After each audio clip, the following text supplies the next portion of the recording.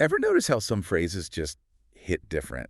Like you instantly get a read on someone based on their word choice. Yeah, it's like you're picking up on a hidden signal. Totally. And what if I told you those signals could reveal something huge about entire countries? Okay, now you've got my attention. Today's deep dive is all about how language can actually predict a country's peacefulness. We're talking about peace research, but not the kind you might expect. Yeah, forget about peace signs and tie-dye shirts. This is next level stuff. We're diving into cutting-edge research that analyzes millions of news articles. Millions. Yeah. Like, seriously. Yep, a mountain of data.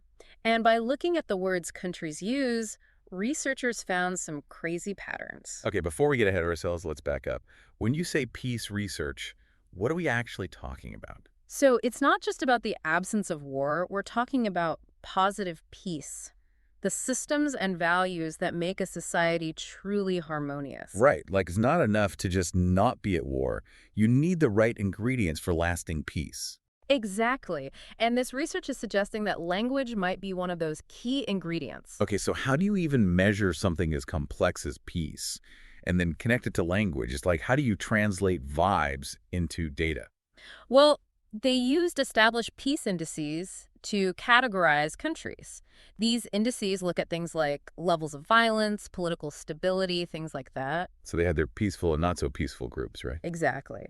Then they turned to this massive database called LexisNexis, which has millions of news articles from all over the world. Okay, so we're talking about analyzing what the news these countries consume. Basically, yes. And they didn't just skim the headlines. They used some heavy-duty data science to look for linguistic patterns. When you say heavy duty, what are we talking? Algorithms? Yeah. Artificial intelligence? Yep, all of that.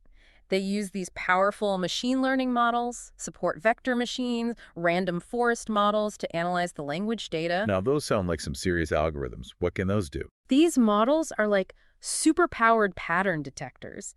They can sift through mountains of data and find connections that humans might miss. So they fed all this news data into these AI models, and then what?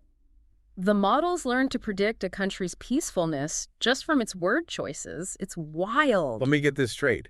They could tell how peaceful a country was based on its news. Like the words their media used. That's insane. It's pretty remarkable, and it challenges the assumption that language merely reflects reality.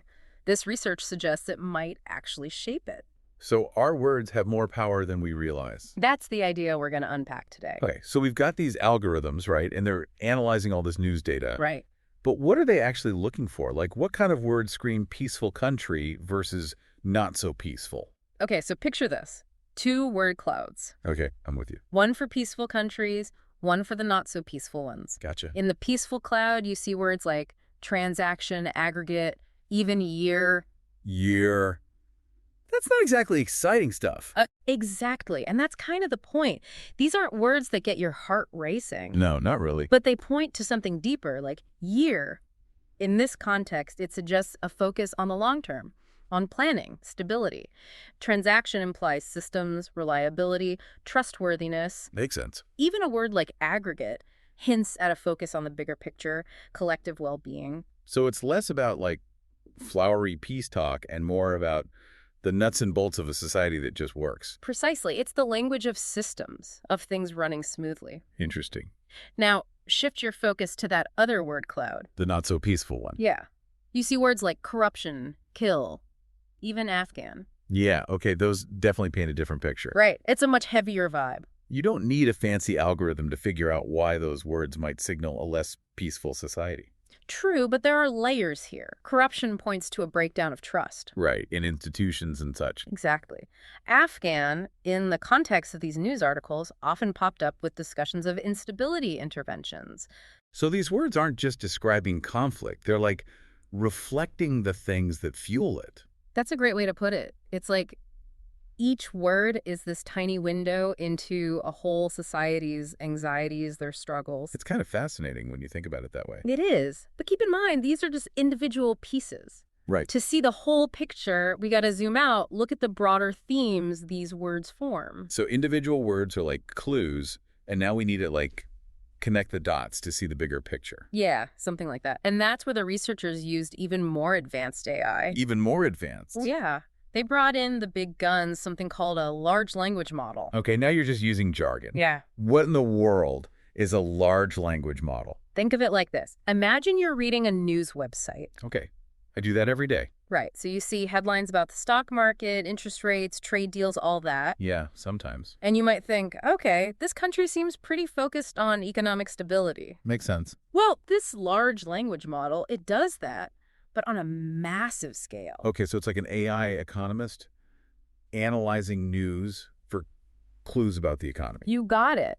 But it's not just about economics. It can do that for all sorts of themes, all sorts of topics. So this large language model is like Sherlock Holmes, but for peace, right? Sifting through all those words to find clues about a country and how it's doing. Yeah, that's a good way to put it. It's looking for those deeper meanings and connections. So how does it actually work? Does it like group similar words together into bigger themes or something? Exactly. So remember those words we talked about, like transaction, aggregate, all those financial terms? Yeah, the ones that screamed boring but stable. Right, exactly.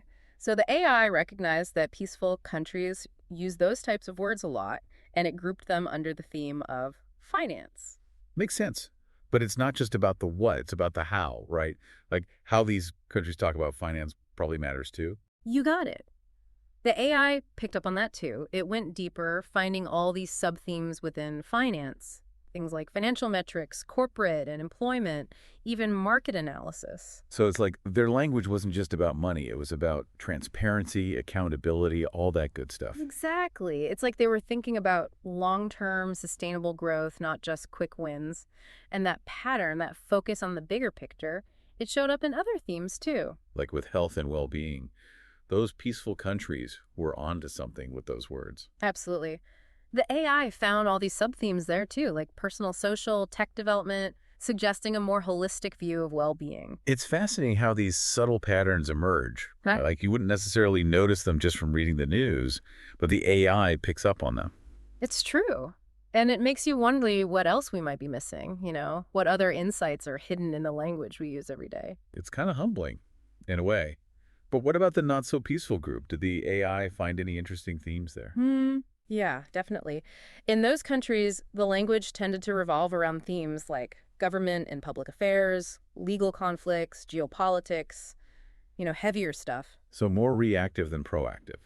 Like they're so busy dealing with problems that they don't have time for the bigger picture thinking. It's an interesting way to think about it, and even the way they talked about these issues was different. There was a lot of focus on immediate threats, power struggles. It's like their language reflected a greater sense of urgency, maybe even a bit of fear or anxiety. That's a good observation. And it highlights how our words can shape our perceptions. If we're constantly bombarded with negative language, it's going to affect how we see the world. So in a way, this research is almost like a call to action, isn't it? A reminder that we have a responsibility to choose our words carefully. Absolutely. Because words have power. They can build bridges or burn them, inspire hope or sow division. This deep dive has been mind-blowing. It's really made me think about the language I use and the impact it might have. That's what we were hoping for. Because at the end of the day, creating a more peaceful world starts with each of us. Beautifully said. And on that note, we'll leave you with this final thought. If someone were to analyze your vocabulary, what would it reveal about your vision for the world? Thanks for joining us on this incredible journey into the language of peace.